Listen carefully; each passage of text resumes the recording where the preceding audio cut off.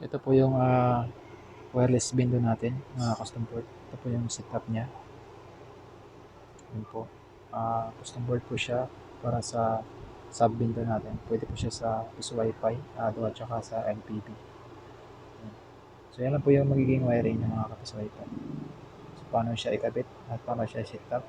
So ito po, panoorin nyo.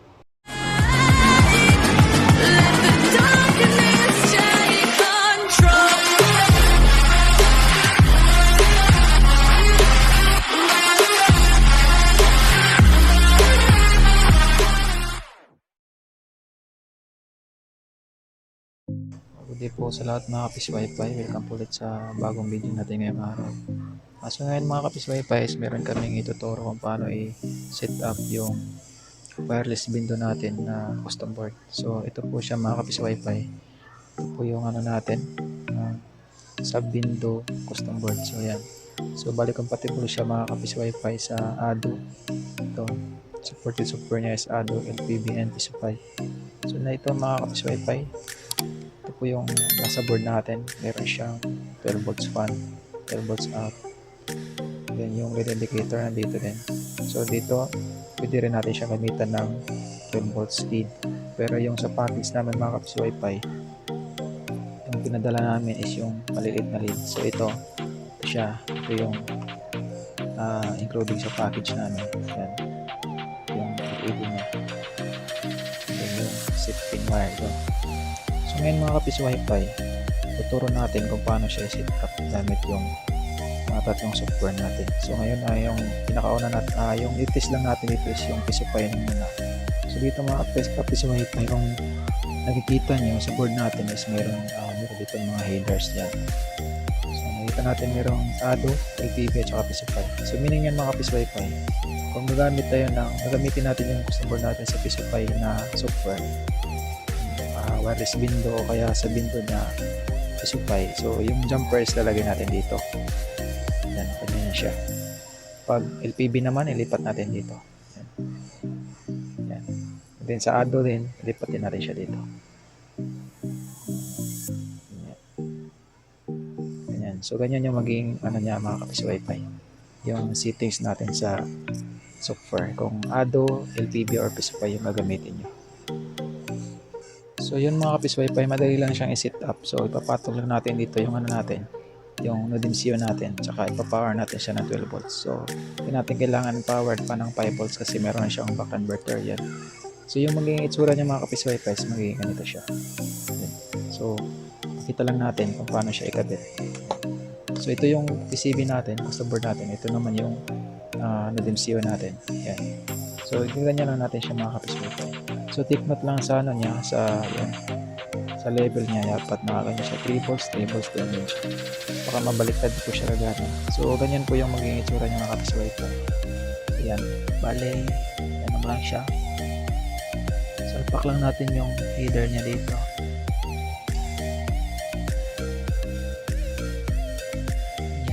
Ayan, push natin siya. Ayan, so ganyan yung magiging itsura niya mga kapis wifi. Yan, so ilipat ko itong jumper na to kasi yung test ko is yung PSUPI. Ilipat ko siya dito sa PSUPI na header. So ganyan yung maging tsura ng mga kapis wifi pag PSUPI yung gamit natin. So ngayon na-set up natin siya. Lalagyan na natin siya ng coil slot. Lalagyan na natin siya ng coil slot, indicator niya at saka yung set pin. So paano siya ikabit mga kapis wifi? Yung unang yung coil slot natin dito. Meron naman tayong terminal block dyan na para sa coin slot. 12 volts coin at saka ground. So dyan natin kakabit yung coin slot natin. So yung coin slot natin, so lagay natin siya. Then ikakabit natin yung wire niya. Yung wire na coin slot natin is ganito. Meron siyang tatlong yan. Red, white at saka black. So dito mga kapis wifi, ilagay lang natin siya dyan sa terminal block. Una yung red wire dito.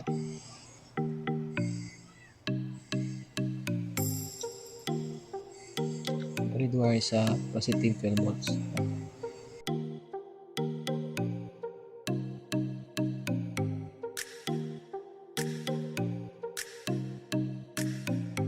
Mga kapis wifi, yun lang yung sa coin slot natin na side. Then yung naman mga kapis wifi, yung set pin natin ito. Ito na din sa coin slot natin.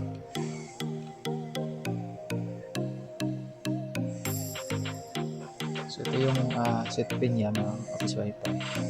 So, dito natin ikabit yung set pin wire natin. Yung dulo niya. Ito, yung set pin.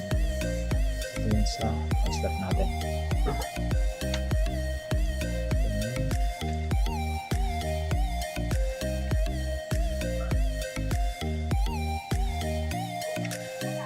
So, ganyan lang siya mga kapis wifi. Ganyan yung magiging wiring. And then yung susunod naman is yung LED indicator natin. Kabit natin siya dito. So yung una natin i-test is yung maliliit. Yung 3 volts na rin.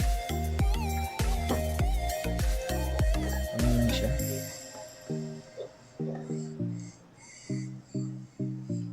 So yan lang yung magiging setup niya mga kapis wifi. So next naman natin is yung power supply niya. So nakabitan natin yung LED indicator niya. Yung susunod natin is yung power supply. So yung gagamitin natin na power supply is pwede lang ganito. DC-DC adapter yan. 12 volts, 2 amperes. So pwede lang ito mga kapis wifi. So lagay natin yung ano niya dito sa input niya. Yan. So pwede din tayo mag-input dito sa terminal block na ito mga kapis wifi. 12 at saka ground ito.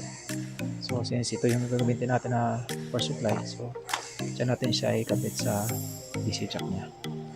So ngayon power up na natin siya mga kapis wifi. Bago natin ipa-power up, pakita ko lang kung paano i-flash yung ano natin mga kapis wifi, yung Node MCU natin. So pag nag-take note mga kapis wifi, pag pag nagpa-flash tayo ng Node MCU, hindi natin yan lalagyan ng power yung custom board natin, o kaya mas safe, tanggalin lang muna natin, tanggalin lang natin siya. So papakita ko lang kung paano siya i-flash. Magre-flash tayo ng Node MCU firmware, yung supply pupunta sa ating Node MCU. So ganito siya mga kapis wifi. So yan, panoorin nyo lang. So dito tayo mga kapis wifi, pakita ko lang kung paano siya loadan ng firmware ng Pisofy na sub window. So una-una natin gagawin is maghalagay tayo ng USB cord sa ating computer. So ito yung dulo niya mga kapis wifi. So ilalagay natin siya mamaya dito sa Node MCU natin. Yan. So dito muna tayo mga kapis wifi, open muna natin itong Node MCU natin na flasher. Yan. Run lang natin siya. Yan. So pag na-open na to natin mga kapis wifi, ipa-plug na natin yung Node MCU natin sa USB. Yan. So ganyan lang siya. So ayan. So pagkatapos natin i-plug mga kapis wifi, i-click natin tong serial port dito. Yan. So kung walang lalabas na pong port mga kapis wifi, click nyo lang tong refresh. Yan. So yan, meron na siyang COM5. Yan. So click natin yung COM5 mga kapis wifi. Then dito yung Node MCU firmware hahanapin natin. So ito yung sa akin mga kapis wifi. So Node MCU firmware Pisofy yan. Version 4.4 yan. So para mas madali nyo makita mga kapis wifi, pagkatapos yung mag-download is ilagay nyo lang sa desktop nyo para madali siyang mahanap. So double click lang natin to. Yan. Then dyan, wala tayong babaguhin dito sa baud rate nya. So dito sa Erase Flash, click natin tong yes, wipe all data. And then flash Node MCU. So click na natin itong mga kapis wifi, mag-start na yun siyang mag-flash. So yan, nag-blink na ano natin, yung lead ng Node MCU natin. So meaning yan, nag-flash na yung ano natin, firmware. So hintayin lang natin siyang matapos hanggang 100%. Then may lalabas din naman na mga kapis wifi na ano dyan, na successfully flash na yung Node MCU natin. So yan. So ganun lang kadali mga kapis wifi yung pag-flash ng Node MCU natin. So applicable po to sa lahat ng mga Node MCU na kahit hindi siya sa Pisofy o kahit anong software. So gamit lang kayo ng Node MCU Pi Flasher. So ayan, tapos nang mag-flash yung ano natin mga kapis wifi, flasher natin. So yan, meron na siyang ano dito, successfully flash. So pwede na rin siyang i-unplug. Yan. And then ilagay na natin siya sa ating custom board. Yan. Yan. So ganyan lang mga kapis wifi. So dito balik tayo sa setup natin. So ayun, so ganun lang po kadali mga kapis wifi yung pag-flash ng bin file sa Node MCU natin. So ngayon natin, ipa-power up na natin siya mga kapis wifi. So yan, naka-plug na siya mga kapis wifi. So nag-power na siya. So makikita natin dyan mga kapis wifi na nag-power on na siya. Yan, nag-iilaw yung blue. Yan. So nag-iilaw yung blue natin na LED indicator sa SABI. And then yung blue ng NODMCA natin. So once na-plug na natin siya mga kapis wifi, i-press lang natin yung reset. Ito. So meron tong reset dito mga kapis wifi. So yung button na yan is reset. I-reset lang natin siya. Yan. So mag-blink long lead ng wifi natin. Yan. So ayan. So ang susunod natin na gagawin mga kapis wifi is i-set up na natin yung sub window natin. So papasok tayo ngayon sa sa portal ng main window natin. Yan. Punta tayo sa main window natin. So pagpasukin natin yung captive portal niya para i-set natin yung na. So pero bago yan mga kapis wifi is muna. I-set up muna natin yung ASP wifi natin. Set up natin siya para ma-register doon sa main window natin. So ayan, pakita ko lang dito mga kapis wifi. So ito paano siya i-set up. So ganito siya mga kapis wifi. So dito tayo mga kapis wifi. So bali i-set up muna natin yung natin. Yung ASP natin. So punta tayo ngayon sa wifi dito. So meron tayong makikita dito mga kapis wifi na Tisupy ASP. So click natin to. Connect tayo sa kanya kasi set up natin siya. So dito mga kapis wifi, ito yung magiging itsura niya. So click lang natin itong configure wifi. Yan. So dito may nakikita kayong mga kapis wifi, mga SSID. So yun, dito tayo mag-connect sa, so meaning yung natin mga kapis wifi, yung main window natin is yung Albatronics wifi. So click lang to siya. So limit lang yung password. So yung password. And then yung window name natin. So ilalagay ko mga kapis wifi is kayo na pumahala kung ano sa inyo. Ito sa akin, ilalagay ko is my ASP window. ASP window.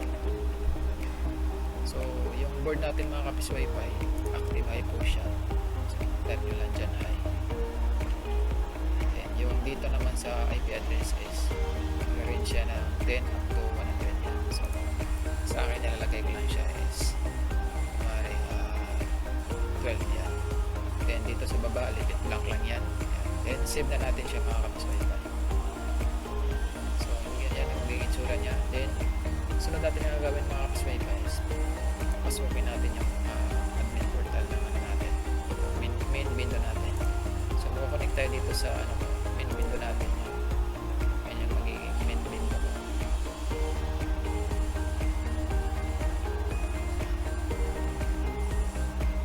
So nakakonect na siya mga kapis wifi.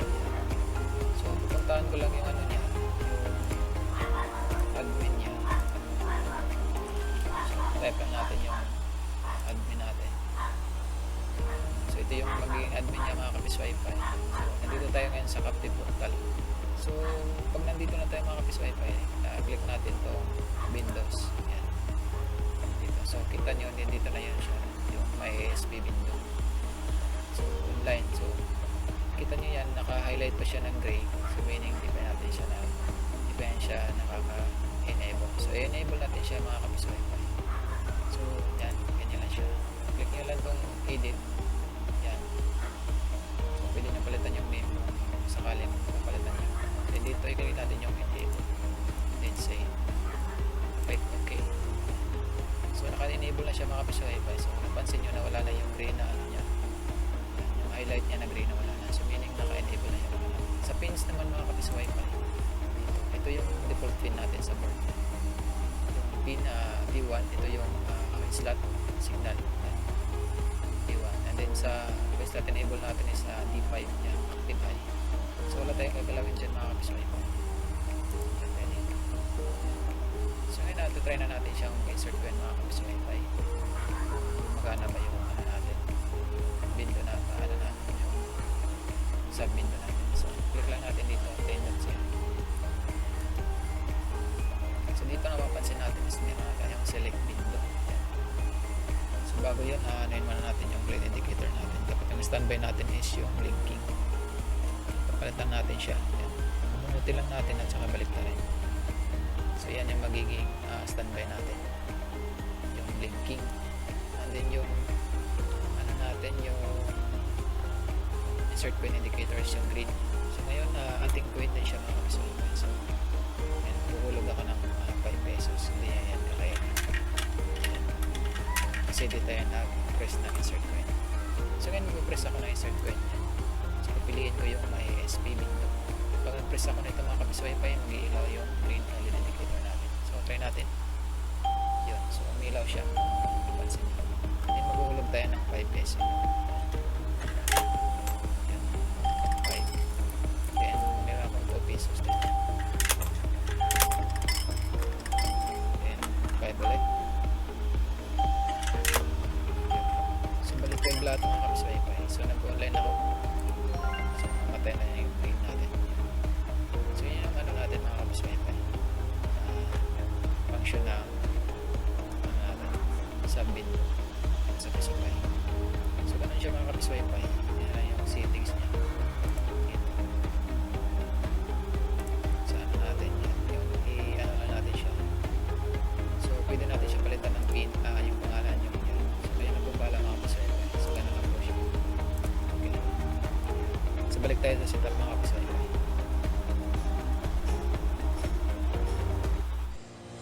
So yun mga kapis-wifi, ganun na po kadali yung pag-setup ng wireless sub window natin o kaya yung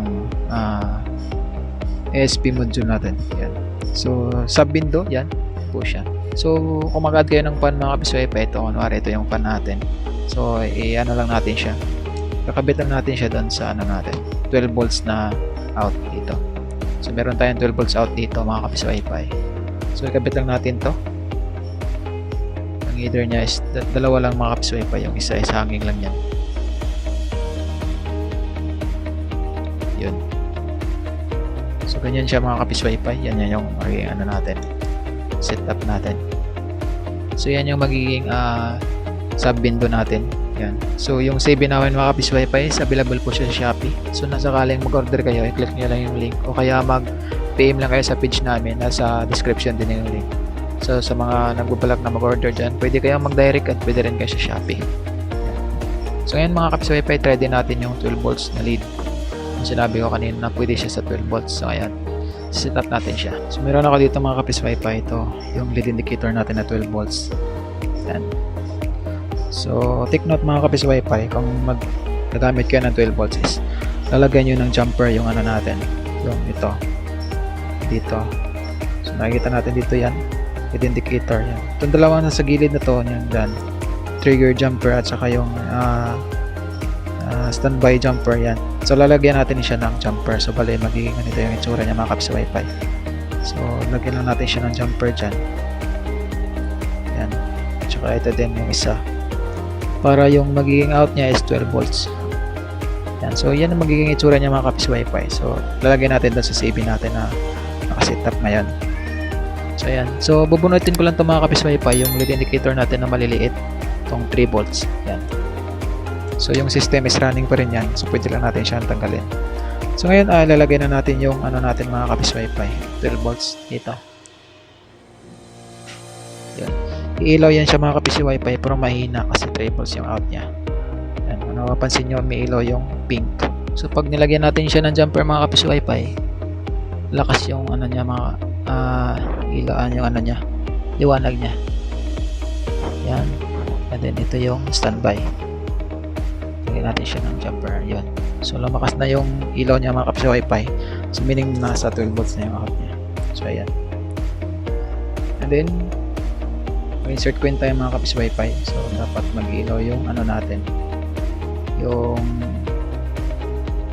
ano natin, yung blue. Yan. So pakita ko lang dito.